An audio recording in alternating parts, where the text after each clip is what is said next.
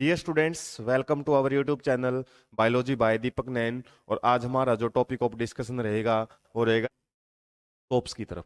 और सोप्स का हमने आइडिया अभी लिया था। क्या होता है जब हम लंबी जो चेन होती है कार्बोक्सिलिक एसिड की, जैसे CH3 CH2 CH2, इस तरीके से कोई भी लंबी चेन है वो मिल सकती है आपको, किसकी? कार्बन की। और यहाँ पे लास्ट में लगा होता है COH। इसकी रिएक्शन किसी भी बेस के साथ करवा देते हैं ना, तो क्या होता है? हमने देखा था सोडियम है ना, इस हाइड्रोजन को रिप्लेस करके खुद अटैच हो जाता है। और इस अटैचमेंट की वजह से हमारे पास H2O का मॉलिक्यूल है वो तो बाहर निकल जाता है। और ये लॉन्ग चेन है, इसको रिप्रेजेंट करने का तरीका क्या है? इस तरीके से ऐसे जिग जैग लाइन है वो रिप्रेजेंट की जाती है। और लास्ट में क्या है?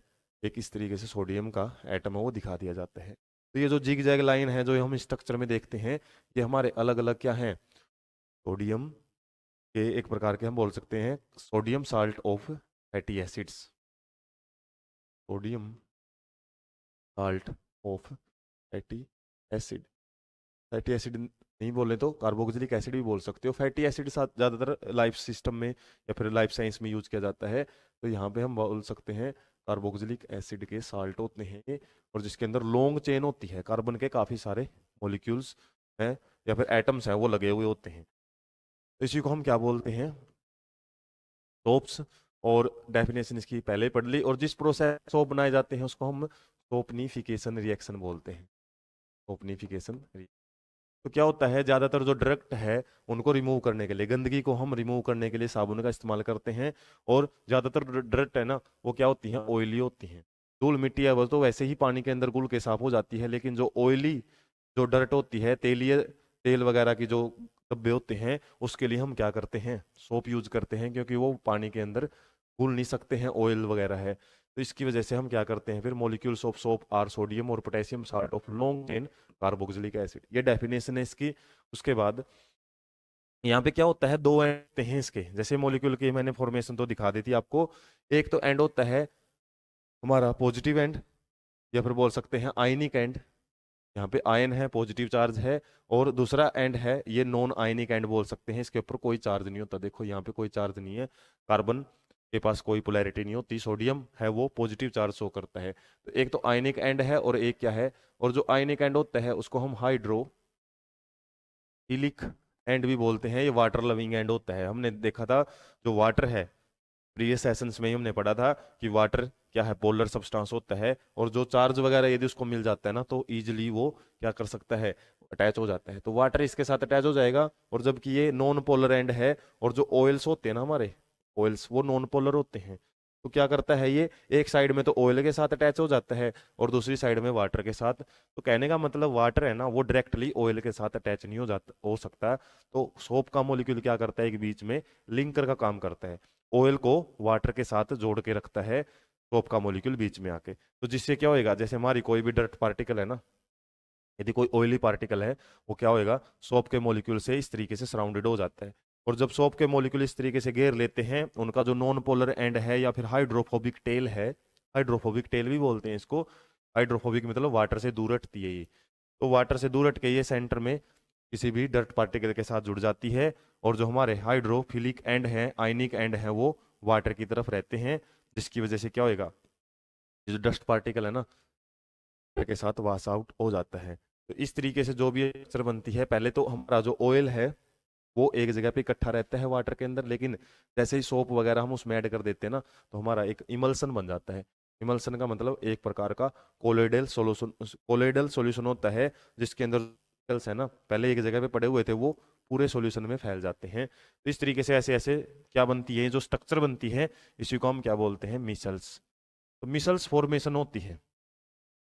और मिसल्स क्या होती हैं? जब सोप के मॉलिक्यूल्स अपने आप को अटैच कर लेते हैं। आपको पता है अभी अभी दो एंड होते हैं, एक एंड जहाँ पे सोडियम जुड़ा होता है उसको हाइड्रोफिलिक एंड बोलते हैं, जबकि दूसरे वाले को हाइड्रोफोबिक एंड बोलते हैं। और क्या करते हैं, जो हाइड्रोफोबिक एंड हैं वो किसके साथ जुड़ते हैं? हाइड्रोकार्बन्स के साथ। और हाइड्रोकार्बन किसके लिए वर्ड आया है? ऑयल के लिए। ऑयल्स क्या है? हाइड्रोकार्बन्स ही होते हैं। और क्या होएगा? When soap is at the surface of the water, hydrophobic tail of the soap will not soluble in the water and the soap will align.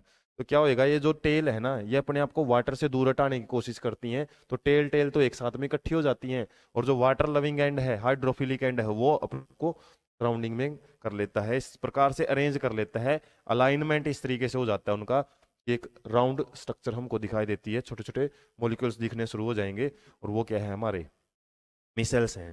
तो cluster of molecules in which the hydrophobic tails are in interior of the cluster, interior मतलब अंदर की तरफ होती है hydrophobic tell, और आयनिक and है वो आउटर साइड में क्लस्टर के वो प्रेजेंट होते हैं, इसी को हम स्ट्रक्चर को मिसेल बोलते हैं। तो ये मिसेल फॉर्मेशन होता है जब भी साबुन से हम कोई भी दाग या धब्बा हटाते हैं ना, तो जैसे मान लो कोई भी कपड़े का यहाँ पे टुकड़ा है और उसके ऊपर ऑयल का पार्टिकल है वो लगा हुआ है, ऑयल का धब्बा है, तो क्या होंगे, ऐसे ऐसे जो ये हम देख सकते हैं सोप के मॉलिक्यूल आएंगे, और सोप के मॉलिक्यूल इस तरीके से अटैच हो जाएंगे इसके ऊपर, और इस तरीके से क्या होएगा, मॉलिक्यूल्स हैं एक साइड में हम देख सकते हैं, यहाँ पे जो ब्लू कलर है वो हाइड्रोफिलिक एंड है, और जो व्हाइट कलर का जो पोर्शन है कैप्सूल टाइप में दिखा रखा है वो क्या है, हाइड्रोफोबिक टेल है। हाइड्रोफोबिक टेल इस डस्ट के साथ या फिर जो ऑयल के साथ चिपक जाती हैं, और हम क्या करते हैं, जैसे जैसे कपड़े को और ज़्यादा रगड़ते हैं, साबुन लगाने के बाद ब्रश वगैरह लगाते हैं या फिर उसको पीटते हैं, तो उससे क्या होएगा, जो डर्ट पार्टिकल है ना और ज़्यादा क्या होंगे, मिसल्स के पार्टिकल्स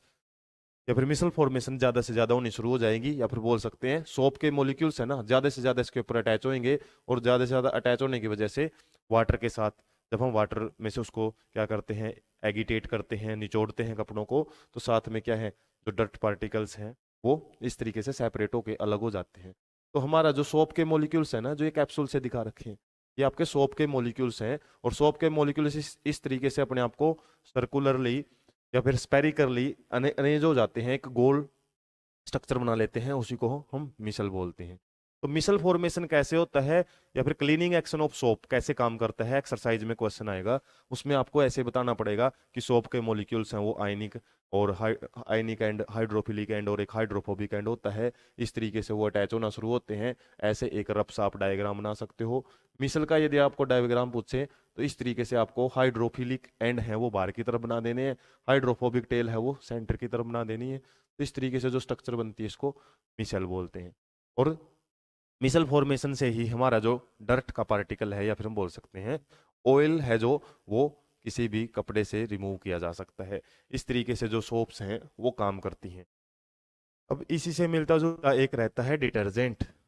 डिटर्जेंट्स कई बार हम देखते हैं साबुन लगाने से पहले कपड़ों को डिटर्जेंट में भी डुबो के रखा जाता है। हालांकि अभी तो कुछ ऐसे डिटर्जेंट आने लग गए हैं वॉशिंग मशीन वाले जिसके अंदर सोप के जो मॉलिक्यूल्स हैं या फिर हम बोल सकते हैं पार्टिकल्स उसके अंदर इनबिल्ट ही रहते हैं, जिसकी वजह से हम डिटर्जेंट और सोप दोनों का काम वो डिटर्जेंट ही करता है। लेकिन पहले जब हम साबुन से वॉशिंग मशीन से पहले कपड़े धोते हैं या फिर नॉर्मली ऐसे डिटर्जेंट होते हैं जो पहले पानी के अंदर हम उनको घोल के और कपड़े उनके अंदर डबो के रखते हैं, उसके बाद क्या करते हैं फिर साबुन लगा के जो दाग धब्बे हैं उनको रिमूव किया जाता है। तो डिटर्जेंट क्या होते हैं, पहले तो इसकी डेफिनेशन आपको पता होनी चाहिए। डिटर्जेंट क्या है, simply are generally sodium salts of sulphonic acids और ammonium salts with chlorides and bromides ions. एक प्रकार का मिक्सर होता है जिसके अंदर सोडियम साल्ट्स भी हैं एक प्रकार के, जैसे हमने पढ़ा था sodium salt of long carboxylic acid, इसके अलावा सल्फोनिक एसिड्स, सल्फोनिक एसिड मतलब सल्फेट के जो आयंस हैं वो भी हैं, या फिर अमोनियम भी हो सकता है, अमोनियम आयंस, इसके अलावा यहाँ पे क्लोराइड्स और ब्रोमाइड्स आयंस हैं वो भी मिलते हैं। अब ये इतने सारे आयंस की क्या जरूरत है यहाँ पे, अब इतने सारे आयंस है ना वो किसके लिए यूज किए जाते हैं, कई बार हम कुछ जगह पे पानी ऐसा होता है हैंडपंप वगैरह से जब हम निकालते हैं, फिर नदियों का पानी कई बार ऐसा मिल जाता है हमको, वो क्या है अच्छे से कपड़े है उसमें नहीं धोते हैं, साबुन वगैरह ना अच्छे से काम नहीं करता है।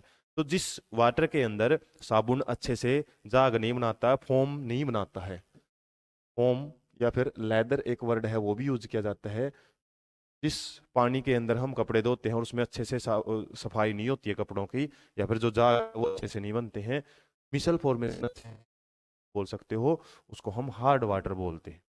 हार्ड वाटर,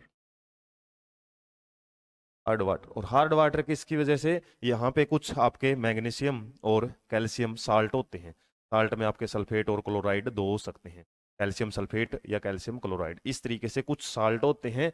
वो साल्ट क्या है, हमारे जो मिसल फॉर्मेशन है ना या फिर हम बोल सकते हैं सोप के जो मॉलिक्यूल्स हैं उनको अच्छे से काम नहीं करने देते, मिसल फॉर्मेशन ही नहीं होने देते, ये साल्ट है। अब जिस वाटर में ये साल्ट हैं उसको हम हार्ड वाटर बोलते हैं। हार्ड वाटर का मतलब ये नहीं कि सख्त पानी है, भाई बर्फ है, कुछ सॉलिड फॉर्म है। हार्ड वाटर का मतलब वहाँ आपके सोप फॉर्मेशन या फिर लेदर फॉर्मेशन या फिर मिसल फॉर्मेशन है, वो नहीं होता है साबुन से, या फिर फोम है वो नहीं बनता है, अच्छे से सफाई नहीं होती है। तो इसी हार्डनेस को रिमूव करने के लिए हम क्या करते हैं, सिंपली ये डिटर्जेंट है वो यूज करते हैं। डिटर्जेंट में होता क्या है, जो ये साल्ट है ना जिसकी वजह से मिसल फॉर्मेशन नहीं होती, इन साल्ट्स को तोड़ा जाता है, ब्रेक किया जाता है, किसके द्वारा, ये जो सल्फोनिक एसिड या फिर अमोनियम साल्ट है या फिर क्लोराइड और ब्रोमाइड है इनके द्वारा। तो इनको जो खराब फॉर्म है ना इनकी साल्ट्स की, उनको एक ऐसी फॉर्म में बदल दिया जाता है जिससे कि होता है हमारे जो ये साल्ट है ना, अब जो सोप फॉर्मे जो मिसल फॉर्मेशन है उसमें अड़चन नहीं आएगी। तो ये टॉपिक तो आप 11th में पढ़ोगे, जिसमें आता है methods of removing hardness of water. Hardness of water, water की हार्डनेस को रिमूव करने के लिए कुछ मेथड्स हैं, वो 11th क्लास में पढ़ी जाती हैं। वहां पे हम देखते हैं किस तरीके से जो मिसल फॉर्मेशंस नहीं हो पा रही थी या फिर हम वाटर के अंदर जो ये साल्ट थे इनको कैसे रिमूव किया जाता है। और एक तरीका रिमूव करने का ये डिटर्जेंट भी होता है। डिटर्जेंट के अंदर जो ये केमिकल्स है ना वो क्या करते हैं, हमारे इन साल्ट्स को रिमूव कर देते हैं। इस तरीके से the charged end of these compounds do not form insoluble precipitate with the calcium and magnesium ions of hard water. बताया था ना, कैल्शियम और मैग्नीशियम आयंस वगैरह जो होते हैं ना, इनकी वजह से जो हमारा डिटर्जेंट है ना वो क्या है, थोड़ा मजबूत है, इनकी वजह से वो स्कम नहीं बनाता। या फिर हम बोल सकते हैं जो ये बताया ना, do not form insoluble precipitate. और ये इनसॉल्युबल सब्सटेंस कब बन जाते हैं, कई बार हम देखते हैं साबुन से कपड़े धोते हैं तो साबुन फट सी जाती है, कुछ ऐसे पार्टिकल से है ना वो इकट्ठे हो जाते हैं वहां पे, जो कि फॉर्म तो उसमें बनता ही नहीं है, कुछ ऐसे पार्टिकल से एक साइड में इकट्ठे हो जाते हैं, प्रेसिपिटेट पार्टिकल जिनको बोला जाता है, स्कम इसको बोल देते हैं हम, स्कम। तो जब डिटर्जेंट मिलाते हैं ना हार्ड वाटर में फिर स्कम नहीं बनता है, और हमारी जो सोप है वो अच्छे से काम कर सकती है। तो detergents are usually used to make shampoos and products for cleaning clothes. तो डिटर्जेंट्स को हम शैम्पूज में भी इस्तेमाल करते हैं, बाल वगैरह की क्लीनिंग में भी, और इसके अलावा हम जो कपड़े धोने के लिए अलग अलग जो प्रोडक्ट्स हैं में भी इस्तेमाल करते हैं।